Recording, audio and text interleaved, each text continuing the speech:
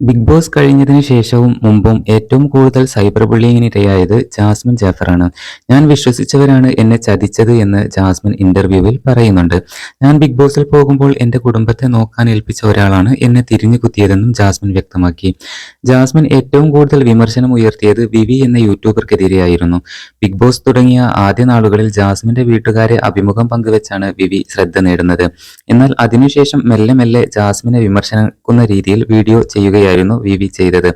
എന്റെ ജീവിതത്തിൽ ഞാൻ ഇത്രയും വെറുത്തൊരു മനുഷ്യനില്ല എന്നും ജാസ്മിൻ വ്യക്തമാക്കുന്നുണ്ട്. എന്റെ സഹോദരനെ പോലെയാണ് ഞാൻ അവനെ കണ്ടത് എന്നും അവൻ എന്നെ ചതിക്കുമെന്ന് കരുതിയില്ല എന്നും ജാസ്മിൻ വിഷമത്തോടെ പറയുന്നുണ്ട്. വെറും പണത്തിന് വേണ്ടി മാത്രമാണ് ഇവർ ഇങ്ങനെ ചെയ്യുന്നതെന്നും അതിനുവേണ്ടി എന്റെ മാതാപിതാക്കളെ പോലും വലിച്ചിഴച്ചു എന്നുമൊക്കെയാണ് ജാസ്മിൻ ഇന്റർവ്യൂവിൽ ഇവർക്കെതിരെ പരാമർശം നടത്തുന്നത്. എന്നിരുന്നാലും ബിഗ് ബോസ് മലയാളം സീസൺ 6 ശക്തയായിട്ടുള്ള ഒരു മത്സരാർത്ഥി തന്നെയായിരുന്നു ജാസ്മിൻ ജാഫർ.